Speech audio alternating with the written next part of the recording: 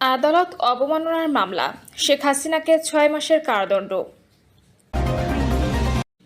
জানাবো দুদিন পর মামলা, মৃত্যুর কারণ নিয়ে কাটেনি ধোঁয়াশা। ১৬ জুলাই নিয়ে নাটক করা হয়েছে বলছেন শহীদ আবু সাঈদের ভাই।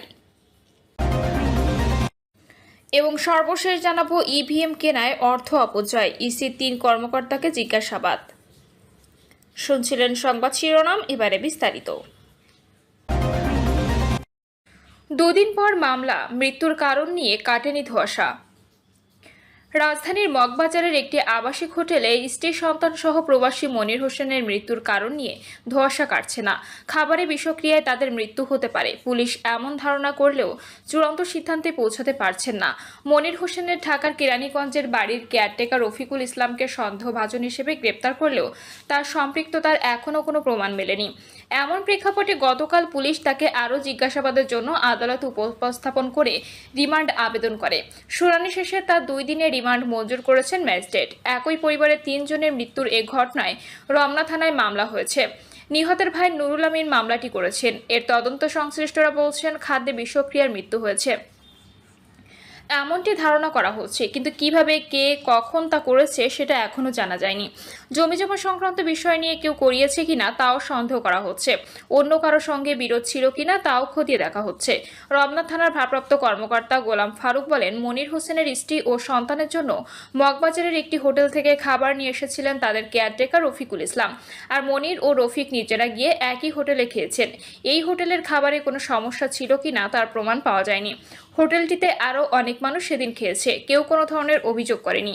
এই পুলিশ কর্মকর্তা আরও বলেন, সম্পদের লোভে কেয়ারটেকার খাবারে কিছু মিশিয়েছে কিনা সেটা আমরা তদন্ত করছি। তাকে অধিকতর জিজ্ঞাসাবাদের জন্য রিমান্ডে আনা হয়েছে। এছাড়া ফরেনসিক রিপোর্ট না আসা পর্যন্ত মৃত্যুর প্রকৃত কারণ বলা যাচ্ছে না। তবে আমরা সম্ভাব্য সব বিষয় গুরুত্ব সহকারে খতিয়ে দেখছি। গ্রেপ্তার রফিকুল ইসলাম নিহত মনির হোসেনের চাচাতো চাচা। তিনি কেরানীগঞ্জের মনির হোসেনের 2টি বাড়ির দেখভাল করেন। গতকাল 7 দিনের রিমান্ড আবেদন করে তাকে আদালতে উপস্থাপন করেন রমনা থানার এসআই মোহাম্মদ জালাল উদ্দিন। শুনানি শেষে ঢাকার মহানগর হাকিম মাহবুব আলম তাকে 2 দিনের রিমান্ডে নেওয়ার অনুমতি দেন। শুনানিতে বিচারক রফিকুল ইসলামের বক্তব্য শুনতে চান। তখন রফিকুল ইসলাম বলেন, পুলিশ যা বলছে এর অতিরিক্ত আমি জানি না। তিনি আদালতে জানান, মনির হোসেন 2টি বাড়ি কেনেন কেরানীগঞ্জে। এর মধ্যে একটা 2012 সালে, আরেকটা 2014 সালে। 2016 সাল থেকে বাড়ি দুটি দেখাশোনা করছেন তিনি। গ্রামের বাড়িতে তার মেয়ে ও মেয়ের স্বামী থাকে। মনির হোসেনের স্ত্রী সন্তানের জন্য কোথা থেকে খাবার নেন জানতে চাইলে রফিকুল ইসলাম বলেন, মগবাজারের ভর্তা ভাত হোটেল থেকে। মনির বলে খাবার নিতে 1 বক্স ভাত, মুরগির রেজালা, আলু ভর্তা আর শুটকি ভর্তা নিই। মনিরের স্ত্রী শুটকি পছন্দ করে, এজন্য শুটকি নিতে বলে। ওরা খাওয়ার পর আমি আর মনির ওই হোটেলের নান, শিক কাবাব আর ফালুদা খাই। রফিকুল আরও জানান, বাড়ির নাম পরিবর্তনের জন্য 1,40,000 টাকা প্রয়োজন ছিল। এর জন্য তাকে 1 লাখ টাকা দেন মনির। বাকি 40,000 ভাড়ার টাকা থেকে ম্যানেজ করে নিতে বলেন। রফিকুল আদালতে দাবি করেন, জায়গা বা সম্পত্তি নিয়ে তাদের ভেতর কোনো দ্বন্দ্ব নেই। শুনানি শেষে তাকে 2 দিনের রিমান্ডে নেওয়ার অনুমতি দেন বিচারক। গতকাল রমনা থানায় জিজ্ঞাসাবাদের এক পর্যায়ে রফিকুলকে গ্রেপ্তার দেখায় পুলিশ। এর আগে মগবাজারের আবাসিক হোটেল সুইট স্লিপ থেকে আদিন হাসপাতালে নেওয়া হলে সৌদি প্রবাসী মনির হোসেন, তার স্ত্রী নাসরিন আক্তার স্বপ্না ও তাদের সন্তান আরাফাতকে মৃত ঘোষণা করেন চিকিৎসকরা। তাদের বাড়ি লক্ষ্মীপুরের রামগঞ্জ উপজেলার ভোলাকোট ইউনিয়নের দেহলা গ্রামে। এ ঘটনায় 2 দিন পর গতকাল রমনা থানার মামলা করেন ওই প্রবাসীর ভাই নুরুল আমিন। তিনি মামলার এজাহারে বলেন, কোরবানির ঈদে মনির হোসেন গ্রামে আসেন। প্রবাসে থাকা অবস্থায় মনির তাদের চাচাতো চাচা রফিকুল ইসলামের মাধ্যমে ঢাকা সহ গ্রামের বিভিন্ন জায়গায় জমিজমা ও বাড়ি কেনেন। চাচা রফিকুলই সেসব দেখভাল করছিলেন। এজাহারে আরও বলা হয়, মনির দেশে আসার পর জমিজমা ও টাকা পয়সার হিসাব নিয়ে রফিকুলের সঙ্গে বিরোধ দেখা দেয়। এর মধ্যে 28 জুন মনির ছেলে চিকিৎসার জন্য স্ত্রী সহ ঢাকায় আসেন। তারা সহ ঢাকায় অবস্থান করা চাচা রফিকুল ইসলাম নিউ স্কাটন রোডের এসপিআরসি হাসপাতালে যান। ওই দিন চিকিৎসকের সূচি না পেয়ে মনির স্ত্রী সন্তানকে নিয়ে মগবাজারের সুইট স্লিপ হোটেলে ওঠেন। বিকালে পাশের ভর্তাভাত হোটেলে গিয়ে খাবার খান মনির ও রফিকুল ইসলাম। সন্ধ্যা 6:30টার দিকে মনিরের স্ত্রী ও সন্তানের জন্য খাবার নিয়ে হোটেল কক্ষে যান রফিকুল। এরপর রফিকুল তার বাসায় চলে যান। মামলায় বলা হয়েছে, চাচা রফিকুলের আনা খাবার মনির ও তার পরিবার খেয়ে রাতে ঘুমিয়ে পড়েন। পরে তারা বমি করতে থাকেন। তাদের 8 দিন হাসপাতালে নেওয়া হলে চিকিৎসক মৃত ঘোষণা করেন।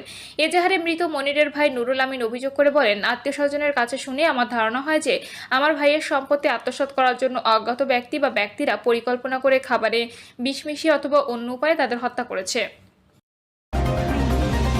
16 জুলাই নিয়ে নাটক করা হয়েছে, বলছেন শহীদ আবু সাইদের ভাই। 16 জুলাই নিয়ে নাটক করা হয়েছে। তারা যদি আগেই ঘোষণা দিতেন 16 জুলাই শহীদ দিবস, তাহলে আপত্তির জায়গাটা কম থাকতো। কিন্তু ঘোষণা দিয়ে একজন আইকনিক শহীদের এই ধরনের অপমান আমরা পরিবারের পক্ষ থেকে তীব্র নিন্দা এবং ধিক্কার জানাই। যার অনুপ্রেরণায় যুগে যুগে মানুষকে অনুপ্রাণিত করবে, তার জন্য তারা একটা দিন রাখতে পারলেন না। আবু সাইদের ভাই আক্ষেপ করে বলেন, আমরা ইতিপূর্বে দেখেছি অনেক দিবস পালন করা হয়েছে অনেক মানুষের নামে, যাদের জাতির জন্য 1 পয়সার উপকার ছিল না, তাদের নাম দিবস পালন করা হয়েছে। কিন্তু শহীদ আবু সাইদের মৃত্যুদিনটা আবু সাইদ শহীদ দিবস ঘোষণাতে সমস্যাটা কোথায় ছিল? আমরা যুগে যুগে তো দেখে আসছি, বিভিন্ন বিপ্লবের শহীদের বিভিন্নভাবে স্মরণ করা হয়। 16 জুলাই শহীদ আবু সাইদ দিবস রাখার দাবি করে আবু হোসেন বলেন, আমাদের দাবি 16 জুলাই শহীদ আবু সাইদ দিবস ছিল, আমরা এটা শহীদ আবু সাইদ দিবসই চাই। জুলাই শহীদ দিবস যেটা আছে, জুলাইয়ের যে কোনো দিন সেটা সরকার এটা পালন করতে পারে। 16 জুলাই যার আত্মত্যাগ এত বড় বিপ্লব সংগঠিত হলো, তাকে এভাবে অবহেলা করা আমরা পরিবারের পক্ষ থেকে মেনে নিতে পারছি না।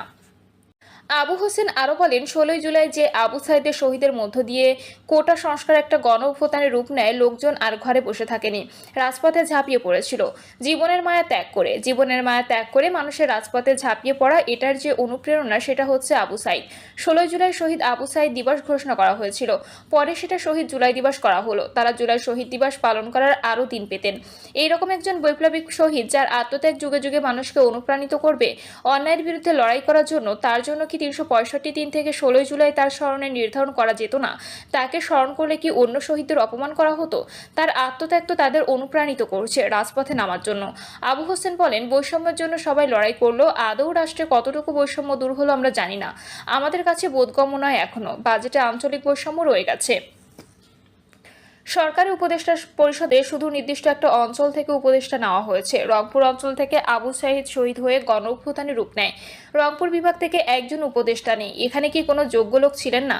শুধু কি দক্ষিণ অঞ্চলের লোক যোগ্য, উত্তর অঞ্চলের লোক যোগ্য নেই? আবু সাইদের ভাই আরও বলেন, জুলাই বিপ্লবে যারা আন্দোলনকারী ছিলেন, যারা নেতৃত্ব দিয়েছেন, তারাই উপদেষ্টা হলেন, কিন্তু শহীদ পরিবার থেকে কোনো প্রতিনিধি নেওয়া হলো না।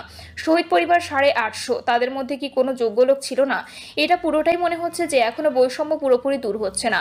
আমরা চাই এই দেশ বৈষম্যমুক্ত গড়ে উঠুক। 16 জুলাই বেগম রোকেয়া বিশ্ববিদ্যালয়ের 1 নম্বর গেটের সামনে পুলিশের গুলির সামনে বুক পেতে দিয়ে শহীদ হন ইংরেজি 12 ব্যাচের শিক্ষার্থী আবু সাইদ।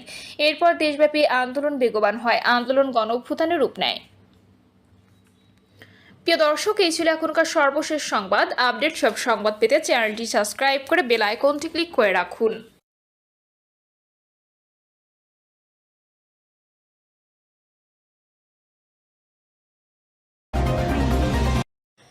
আদালত অবমাননার মামলা, শেখ হাসিনাকে 6 মাসের কারাদণ্ড। আদালত অবমাননার মামলায় ছাত্র জনতার গণঅভ্যুত্থানের মুখে পালিয়ে যাওয়া শেখ হাসিনা 6 মাস কারাদণ্ড দিয়েছেন আন্তর্জাতিক অপরাধ ট্রাইব্যুনাল। এছাড়া গাইবান্ধার গোবিন্দগঞ্জের শাকিল আকন্দ বুলবুলকে 2 মাসের কারাদণ্ড দিয়েছে ট্রাইব্যুনাল। বিচারপতি মোহাম্মদ গোলাম মর্তুজা মজুমদারের নেতৃত্বে 3 সদস্যের ট্রাইব্যুনাল এই আদেশ দেন। এর আগে আদালত অবমাননার এই মামলার পূর্ণাঙ্গ শুনানির জন্য ওয়াই মশিউজ্জামানকে অ্যামিকাস কিউরি আন্তর্জাতিক অপরাধ ট্রাইব্যুনাল। একই সঙ্গে এ বিষয়ে পরবর্তী শুনানির জন্য 2রা জুলাই দিন ধার্য করা হয়। আইন অনুযায়ী এ ধরনের মামলার কোনো পক্ষের জন্য সরকারি খরচে আইনজীবী নিয়োগের বিধান না থাকলেও ন্যায় বিচারের স্বার্থে শেখ হাসিনার পক্ষে এক আইনজীবী নিয়োগ দেন আদালত। অ্যামিকাস কিউরি নিয়োগের পর প্রসিকিউটর গাজী এম.এইচ. তামিম সাংবাদিকদের বলেন, ক্ষমতাচ্যুত প্রধানমন্ত্রী শেখ হাসিনা ও নিষিদ্ধ সংগঠন ছাত্রলীগ নেতা শাকিল আলম বুলবুলের বিরুদ্ধে আদালত অবমাননার অভিযোগের শুনানিতে একজন অ্যামিকাস কিউরি নিয়োগ দিয়েছেন আন্তর্জাতিক অপরাধ ট্রাইব্যুনাল।